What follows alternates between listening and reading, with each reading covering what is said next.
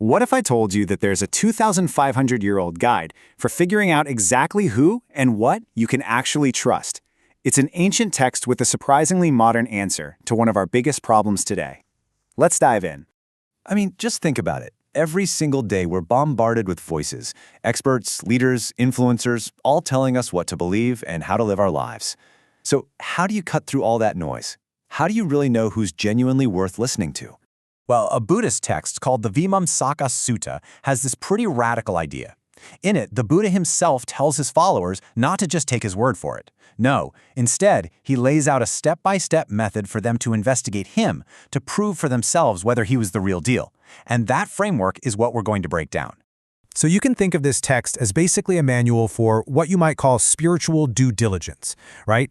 It's not about accepting things blindly. It's about making a really informed decision before you commit your trust. The suttas calls this whole process the inquirer's investigation. And the goal is super simple, to give any potential student a rational way to verify a teacher's claims before putting their confidence in them. It puts all the power right back in your hands, the hands of the inquirer. So how does it actually work? Well, the Buddhist suggests this methodical investigation that starts with the things you can directly observe. It all begins with the basics, what you can see and what you can hear. Okay, so the process kicks off by simply watching and listening.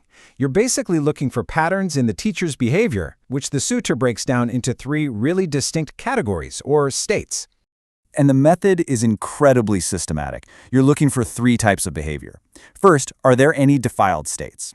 Things like greed or anger or dishonesty. The sutta says those should not be found. Nope.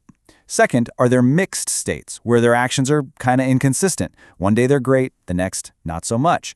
Again, those should be absent.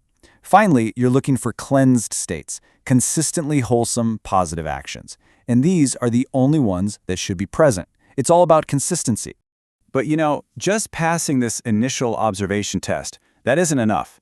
The Buddha advises that the inquiry has to go deeper, way beyond surface-level appearances, to really understand the teacher's true character. This deeper phase of the investigation really boils down to 3 key questions. First, has this person been this way for a long time, or is this a recent thing? True character has a history. Second, and this is a big one, how do they handle fame?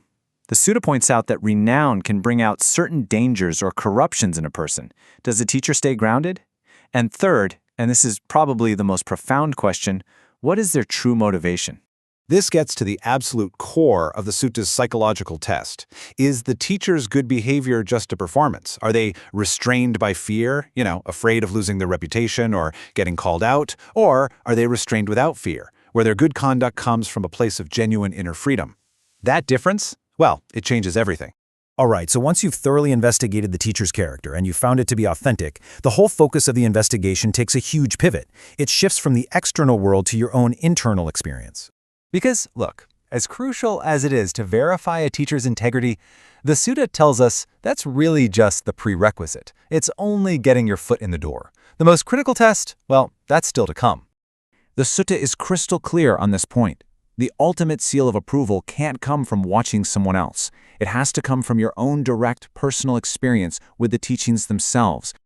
So what does this final test look like? First, you actually approach the teacher and you hear the teachings.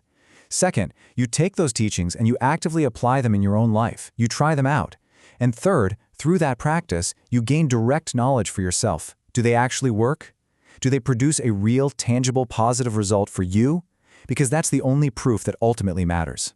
So the result of this whole rigorous process isn't some kind of blind belief. It's a type of confidence that's been tested, that's been earned, and is deeply personal. And just look at the contrast here. On one side, you have blind faith, which is based on what other people say, on emotion, or just on someone's authority. And it can be pretty fragile. But on the other side, you have what this sutta helps you build, verified confidence, which is based on your own critical investigation, your own reasoning, and your own direct experience. It's solid. And the sutta describes this final state so beautifully. It's a conviction that is supported by reasons, rooted in vision, and invincible. And why is it invincible? Because you didn't just accept it, you earned it. You did the work, you saw the evidence in the person, and most importantly, you experienced the results in yourself. So this brings us to the final question, really. This 2,500-year-old framework isn't just for ancient disciples. It's a timeless model for critical thinking. So ask yourself, from the leaders you follow, to the ideas you champion, to even your own most deeply held beliefs, what in your life deserves this level of investigation?